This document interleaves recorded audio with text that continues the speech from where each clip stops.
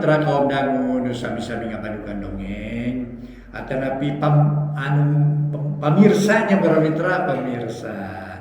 Margi di dia Mang Jaya tiasa muncul ya para wargi kita bubukan muncul ya. Mang Jaya alhamdulillah para mitra saking sakolotan pina nincak pada dalapan hiji. Insyaallah nuju nete dalapan hiji para mitra. Nete dalapan hiji atuh Mang Jaya para wargi alhamdulillah.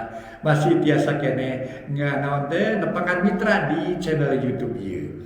Mugi-mugi urang salamina kaing penang tayungan ti Allah Subhanahu wa taala. Amin ya rabbal alamin. Namun nya kitu para mitra saya naroskeun ngajagi kesehatan biasa-biasa we para mitra. Namun ai gerak mah kedanya para mitra, gerak mah sakamampuna we gerak mah. Eta mah bade naon teh? Bade gerak naon, bade gerak naon anu samampuna we. Bade olahraga naon, bade olahraga naon nyakakeun we eta mah. Kumaha seneng we. Aya nu seneng sepeda olahraga mangga. Anu cenah ieu jalan kaki atanapi leumpang mangga. Jalan cepet ya jalan mangga nyangakeun kumaha kasenengna we para mitra kumaha. Cenah abdi mah mending we ka ieu cenah ieu ka tempat kesehatan seueur alat mangga. Mangga. Nu penting mah gerakna para mitra, nu penting mah gerakna. Aduh. Janten Mang Jaya ngajak ngoco mang ieu kena di teh diimbangan ku gerak-gerakna fisik. Upami ayeuna Mang Jaya ngoco mang. Tadi imbangan ku gerak fisik para mitra sadaya moal saimbang. Mangga gelebugna angin rawa onom karangan mereka permana dina bagian ka-82 urang teraskeun wilujeng ngadamukeun.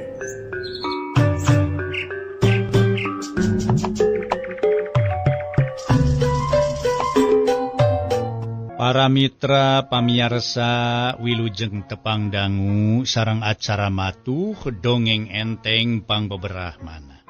Mang Jaya sapara kanca bade neraskeun hanca dongeng nu katunda carios nyambung judulna Gelebugna Angin Rawa Onom. Ieu dongeng karangan Aan Merdeka Permana dina judulna Gelebugna Angin Rawa Onom. Ayeuna teh nincak bagian ka-82. Masih nuju ngayakeun sinewaka di Nagri Pulo Majeti. Ari Nagri Pulo Majeti teh para mitra atuh dikuriling cenah ku situ. Nu disebut meureun rawa teh atawa ranca. Nu tempat eta disebutna rawa lakbok para wargi sadaya. Malah maharita Kangjeng Raja nuju naros ka Adipati Rangga. Ngeunaan ayo patula patali cenah jeunga urusana gawe babarenganana antara manusia jeung para siluman dedemat-dedemit anu memang kaereh ku daerah Pulo Majeti atawa Karajaan Pulo Majeti. Margi para dedemat-dedemit kabeh tos aluk ka Pulo Majeti janten aturan-aturan kedah cenumutkeun aturan Pulo Majeti. Namung ayeuna seueur bangsa dedemat-dedemit siluman-siluman teh anu ngalanggar eta aturan. Kangjeng Prabu Selangkuning cumarios deui. Inget terangkeun polah-polah kumaha bae nuku andika disebutkeun yen antara manusia jeung bangsa jin teh ngayakeun gawe babarengan. Hartina masilih perlu ke cing caritakeun kaula he Sang I Adipati. Gera jelaskeun, gera wakcakeun masing balaka. Ulah aya nu didingding kelir di sinang siloka. Saura Kangjeng Prabu hayang leuwih eces. Geus kitu mah barabat Sang Adipati Rangga nerangkeun kumaha ketakna manusia dina neangan pangupa jiwa. Geus mengpara tina bebeneran. Di antarana Sang Adipati Rangga cumarita kieu. Contona bae kaula nun Gusti. Aya manusia-manusia nu muja kana batu, kana guha, kana kuburan, ku alatan hoyong dunya barana. Ari menta nate tangtos ka bangsa-bangsa, setan siluman, ka bangsa dedemat-dedemit, sareng pokona mah siluman-sileman teh ya Gusti. Saupami bangsa manusia tos minang saraya ka bangsa dedemat-dedemit, tangtos bangsa dedemat-dedemit ge menta tanjakan. Nya kitu teh Gusti. Atuh samangsa-mangsa atuh manehanana mere pasti manehna menta kitu Gusti. Aya kalana menta heula tak engke mere. Tah antara mere jeung menta ieu diantawisna Gusti. Nu jadi bahan kangge aranjeunana ngayakeun gawe babarengan. Kitu nu mawi oge. Pokona mah ari pamenta bangsa dedemat-dedemi da moal anu sararae atuh Gusti Prabu moal anu sararae jiga pamenta na bangsa manusia. Cik Adipati Rangga anu inti nama manehna hayang nerangkeun yen bangsa manusia dina zaman kiwari geus teu kudu diajenan deui. Henteu kawas ratusan tahun kalarung. Anu mana ratusan tahun kalarung mah manusia teh bener-bener kudu diajenan. Lantaran cenah tetep nyekel tali paranti para karuhun. Tali paranti para karuhun teh dicekel ku manusia zaman ratusan tahun kalarung. Ari ayeuna geus eueuh deui naon-naon anu ceuk karuhun disebutkeun cenah kudu dijaga teh. Aya tatangkalan langsung dituaran. Atuh cenah pepelakan anu dicai diala nepi ka anak-anakna. Kalan-kalana bangsa lauk-lauk leutik ge diportas cenah. Apan bea kabeh. Sedengkeun manusia kala anu sakitu taun ka tukang mah tara nepi ka kitu. Mun ngala tatangkalan dina wanci anu mustari. Jeung deui anu ngarora keneh tara dituar. Mun ngaralauk pon kitu keneh ngala teh nu keur meujeuna. Anak-anakna mah atawa nu bernyit keneh mah cenah diantep sina ngagedean. Beda jeung manusia ayeuna kitu diantarana. Adipati Rangga deui tuluy nyarita deui. Harita para mitra Adipati Rangga nuluykeun caritaanana. Angot ayeuna mah Gusti. Maranehana teh tos beuki ngahiji we nu. Pokona mah siluman. Oh eta bangsa Kunti kelong wewe. Gandarawo bangsa dedemat-dedemi itu. Tos ngarasa keboga kakuatan ayeuna mah. Maranehna geus kumawani ngarempak pantrangan. Anu ku urang kantos diemarkeun kitu Gusti nu mawi oge. Janten ayeuna mah jiga nu bebas we Gusti. Teu aya aturan ayeuna mah. Jiga nu bebas pisan tak kitu nu oge. Cik Adipati Rangga deui. Paguneman can rengse sabab Kangjeng Prabu Selangkuning tumanya. Kumaha carana cenah sangkan bisa ngungkulan eta masalah. Malah mah cenah para mitra nanya, harita ge ka boh ka Jaka Bantangin, boh ka Adipati Rangga. Cing.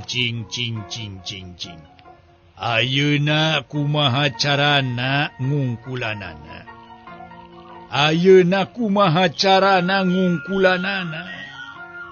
Dina ngoning sangkan aturan-aturan anjeur deui.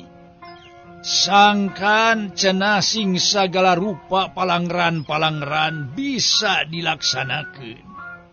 Atawa ulah nepi ka dilanggar ku para dedemat-dedemit. Cing. Ayeuna mah ti urang we heulakeun. Urusan manusia mah eta mah bagian manusia lain urusan urang.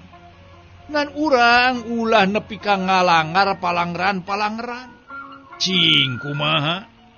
Para mitra an mulya nu sami-sami ngadangukeun ieu dongeng. Salajengna atuh para mitra Adipati Rangga nu ngajawab. Aduh, rada abot kaula nun Gusti. Ari nu janten abotna teu aya sanesnya eta. Ku ayana Jaka sampireun parantos mimpin para siluman-siluman. Tah kitu nu mawi oge. Janten eta nu jadi abotna teh Gusti.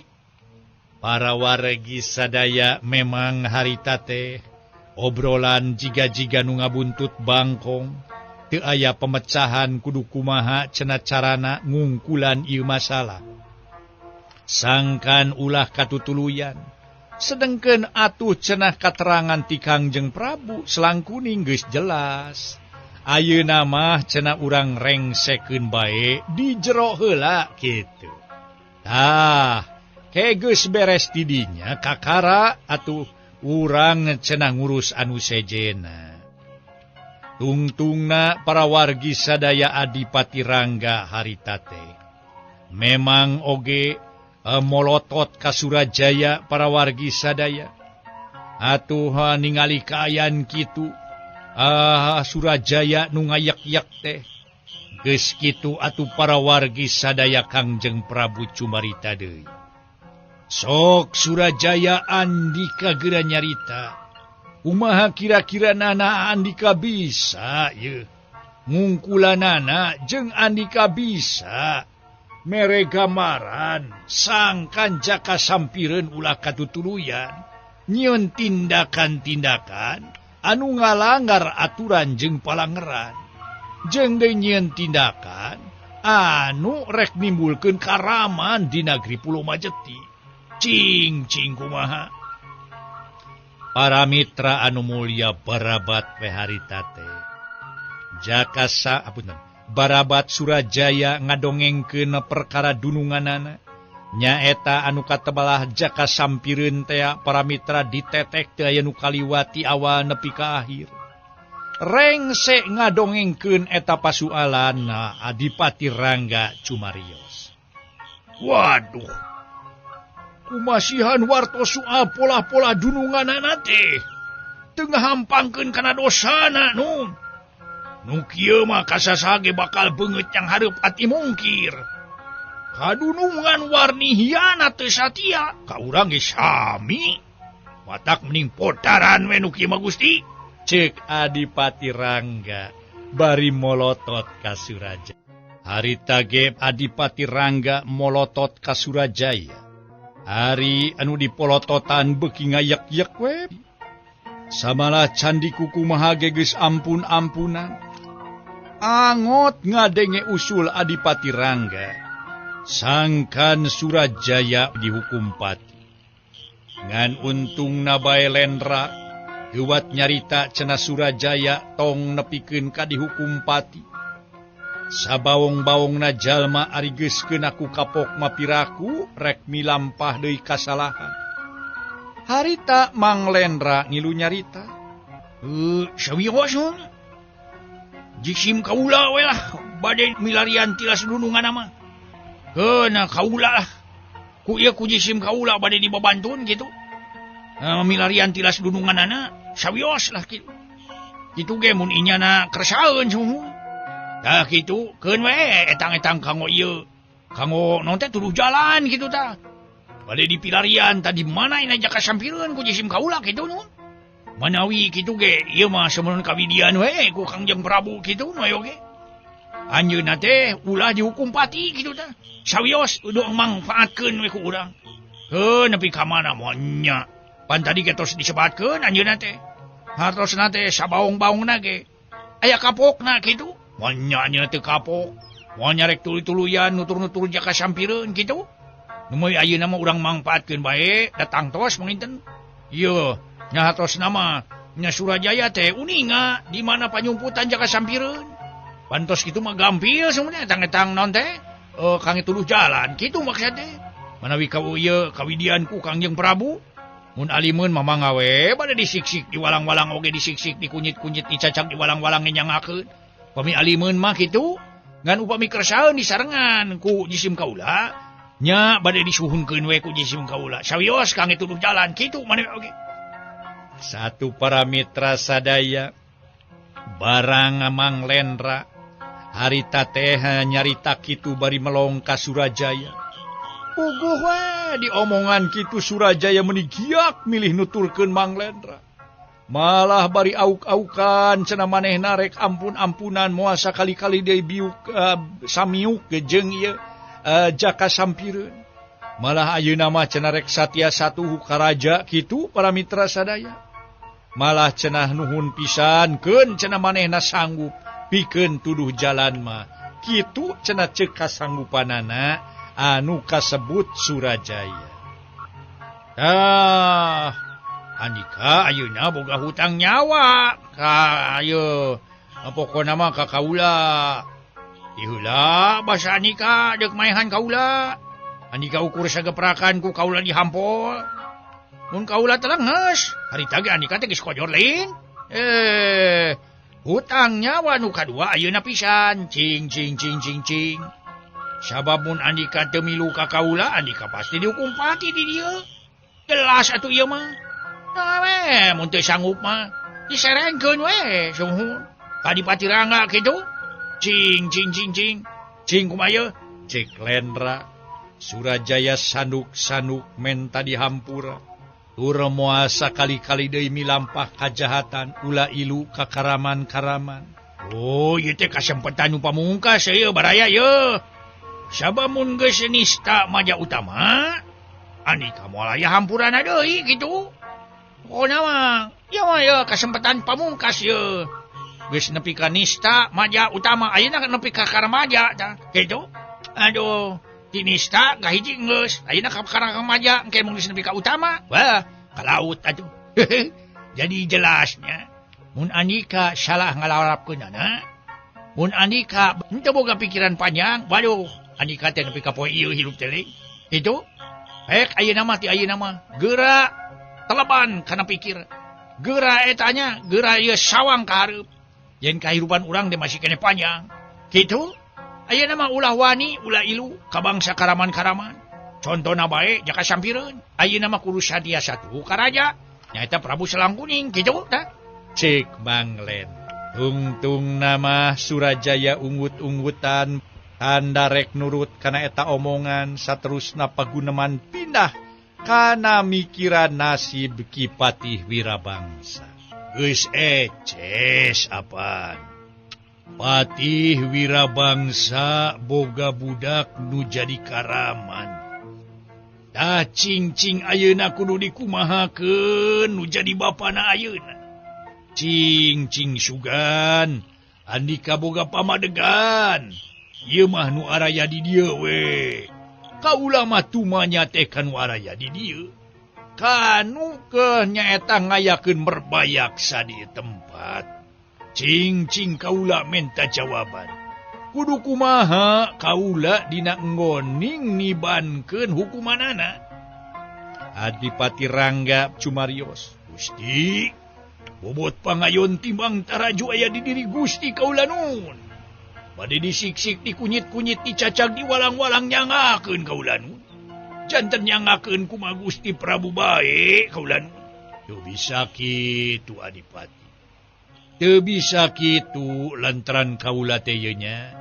Dina ngoning mutuskeun hiji perkara teh hayang ngadenge hal ieu. Hayang atuh cenah dimusyawarahkeun kalayan asak. Dina akhirna pan urang teh ngarasa artina mah suka meureun lamun hal ieu geus dimusyawarahkeun. Atuh lamun sagala kumaha kaula. Atuh ti hasahanapeun nyebutkeun bobot pangayon timbang taraju aya di diri kula. Geus we kaula teh teu kudu boga papati. Teu kudu boga narpati, teu kudu boga adipati, sorangan ge cukup atuh mun kitu mah. Saur Kangjeng Prabu, harita teh raja mentap pamandangan kanu sejen. Rupa-rupa pamadegan nu araya malah aya nu ngusulkeun sangkan Patih Wirabangsa dihukum saberat-beratna cenah. Dihukum sabab geus teu bisa ngawarah nu jadi anak. Tapi aya oge nu boga pamadegan yen anak jeung bapa henteu sarua. Nu mere pamadegan harita teh Manglendra alias Jaka Bantangin, atanapi Jaka Bantangin alias Manglendra nyarita. Mawi satungtung teh saengko bade milampah kajahatan manu. Ki Patih Wirabangsa teh teu tiasa disebatkeun lepat kitu. Memang aya paripaos teng manuk teng anak merak kukuncungan. Uyah taretas kaluhur, tapi antawis bapa sareng anak tos lain-lainna deui. Tos benten kitu tah. Benten sagala-galana. boh dina waruga, boh dina roh, benten gitu. Janten kalakuan nu janten anak teu tiasa disakompet daunkeun, teu tiasa disahurun sulukeun sareng nu jadi bapana nun kituun we oge. Janten pokona malah ieu Ki Patih Wirabangsa teu tiasa disebat lepat. Jisim kaula kacida apana Ki Patih Wirabangsa teh pokona mah teu ngijing sila bengkok sinema ka salira Gusti Prabu teh henteu estuning leres-leres satiasa tuhu dina ngoning ngalaksanakeun tugas nagara nu ceuk Lendra. Nu sabenerna mah ladang mapagahan Jakabantangin para wargi sadaya. Atuh Adipati Rangga oge ngilu jabung tumalapung cumarita. Nya, tadi ge geus disebutkeun. Patih Wirabangsa mah teu kabaud. Ngan bae sangkan gerakan urang dina numpes karaman ulah kagok. Wirabangsa tetep kudu aya di jero tahanan heula kitu. Samemeh ieu beres. Cik Adipati Rangga tetep pageuh kana pamadeganana. Sarerea satuju kana usul-usulna Adipati Rangga. Yen Patih Wirabangsa kudu ditahan heula, sangkan ulah ngagokan cenah para mitra. Kana tarekah dina nyangkalak Jaka Sampiri. Samalah mah harita keneh Kangjeng Prabu babagi tugas ka para patih di Pulau Majeti, ka para adipati jeung di para narpati, para bupati. Kabeh dikumpulkeun di eta nagara, di eta kerajaan. Kabeh dikeprak nya eta ceuk paribasana. Atuh dikeprak pikeun ngungkulan karaman anu baris ngacokeun karaton Pulau Majeti teh. Malah para mitra sadaya harita oge Adipati Rangga jadi hulu jurit ngagantikeun Patih Wirabangsa. Ari Mang Lendra alias Jakabantangin narima utusan sacara khusus pikeun jadi juru telik Pangindrajala. Pikeun nalungtik cenah. Pikeun nalungtik harita teh. Malah mah Mang Lendra geus diharewosan deui bae ku Jakabantangin. Sangka narima eta tugas. Menta idin raja sangkan bisa ngajak Surajaya. Harita ge para mitra sadaya atuh. Jakabantangin ngomong dina jero hatena wungkul. Nya usul-usulanana kitu. Sangka narima tugas jeung deui ngajak Surajaya. Pikeun nalungtik di mana ayana cenah Jaka Sampiri. Harita ge para mitra sadaya ngan ari geus aya harita teh. Omongan ke harita teh para mitra ngan ngomongna kitu teh sabada sinewa kabubar. Ngan geus aya di luar karaton Mang Lendra tumanya. Naon sababna dirina keukeuh kudu jadi Jakabantangin. Kaula mah teu ngarti atuh terus terang we sakali deui. Kunaon Andika make keukeuh teh kekituan. Andika itu langsung dina soal ieu mah mentong soknya ngagebruskeun kula barina ge. Kula mah aneh lah. Teu ngarti kaula mah. Karena kalakuan Andika teh Jakabantangin. Heran ulah. Cing atuh mun langsung Andika atuh laksanakeun sorangan atuh da mah tugas Andika lain tugas kaula barina ge. Cek Mang Lendra para mitra. Sabab Mang Lendra tumanya kitu. Atuh para mitra harita Surajaya nu lempang tukangeunana nemalan da disangka nama eta pananya teh ka maneh.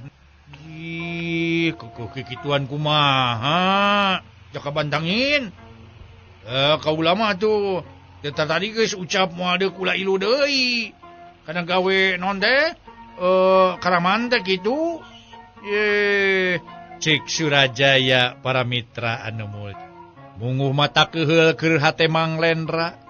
Da tita tadi tumanya teh sabenerna maka Jakabantangin.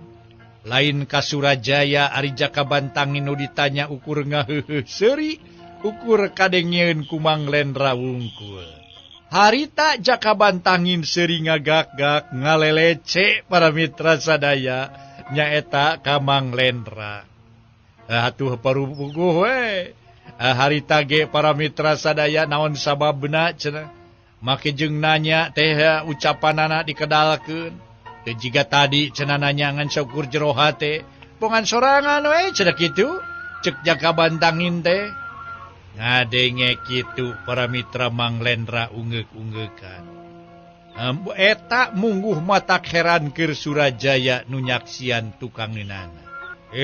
Ulah salempang Jaka Bantangin. Ulah mah geus kapok, moal deui ulah ilu kana lampah teu uni nu ye. Bener ka ulah mah sumpah terus terang we. Panyangkana Surajaya mah para mitra, Jaka Bantangin alias Mang Lendra teh ngobrol jeung manehanana. Ungeuk-ungeukan teh jiga nu keur cenah nguji naha bener henteuna Surajaya ayeuna cenah para mitra rek satiasa tuhu ka Jaka rek satiasa tuhu nyaeta ka Prabu Selangkuning anu memang manehanana ayeuna keur neangan Jaka Sampire. Para wargi kaum dangu ngan manehna ge sugema. Dumeh Mang Lendra terus ungeuk-ungeukan. Bisa jadi salah sangka sabab sabenerna Mang Lendra teh hatena mah keur ngobrol jeung Raden Jaka Bantangin, lain keur ngadengekeun omongan Surajaya. Disangkana ku Surajaya mah Mang Lendra teh keur ngobrol jeung manehna. Matang siksakur omongan Mang Lendra ditembalan. Harita ge para wargi sadaya basa Mang Lendra nyarita. Oh, jadi anika teh nya bisa ngadengekeun suara teh kaula nya. Cek Mang Lendra deui. Naon?